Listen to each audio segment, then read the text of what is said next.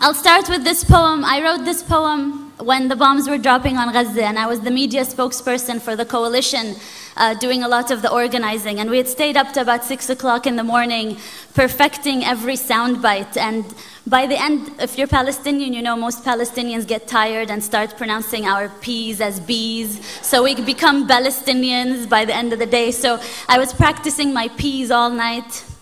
And the next morning, one of the journalists asked me, "Don't you think it would all be fine if you just stopped teaching your children to hate?" I did not insult the person. I was very polite. But I wrote this poem as a response to these types of questions we Palestinians always get. Today, my body was a TV'd massacre. Today, my body was a TV'd massacre that had to fit into sound bites and word limits. Today, my body was a TV'd massacre that had to fit into sound bites and word limits, filled enough with statistics to counter measured response. And I perfected my English and I learned my UN resolutions. But still, he asked me, "Ms. Ziyada, don't you think everything would be resolved if you would just stop teaching so much hatred to your children?" Pause. I look inside of me for strength to be patient, but patience is not at the tip of my tongue as the bombs drop over Gaza. Patience has just escaped me. Pause. Smile. We teach life, sir. Rafif, remember to smile. Pause. We teach life, sir. We Palestinians teach life after they have occupied the last sky. We teach life after they have built their settlements and apartheid walls. After the last skies, we teach life, sir.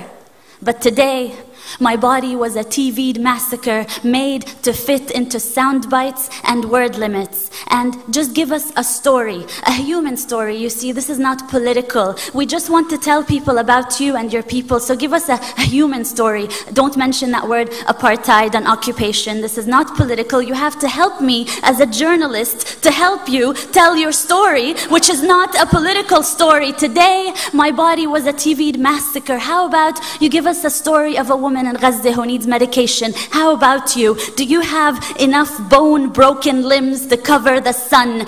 Hand me over your dead and give me the list of their names in 1,200 word limits. Today, my body was a TV'd massacre made to fit into sound bites and word limits and move those that are desensitized to terrorist blood.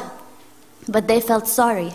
They felt sorry for the cattle over Gaza. So I give them UN resolutions and statistics, and we condemn and we deplore and we reject. And these are not two equal sides, occupier and occupied, and 100 dead, 200 dead, and 1,000 dead. And between that war crime and massacre, I vent out words and smile, not exotic. Smile, not terrorist. And I recount 100 dead, 200 dead, 1,000 dead. Is anyone out there? Will anyone listen? I wish I could wail over their bodies. I wish I could just run barefoot in every refugee camp and hold every child, cover their ears so they wouldn't have to hear the sound of bombing for the rest of their life the way I do. Today, my body was a TV'd massacre, and let me just tell you, there is nothing your UN resolutions have ever done about this. And no soundbite I come up with, no matter how good my English gets, no soundbite, no soundbite, no soundbite, no soundbite will bring them back to life. No soundbite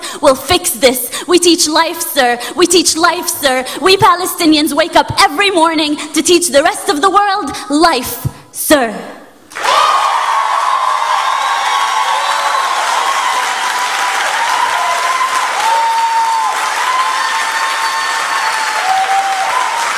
Thank you.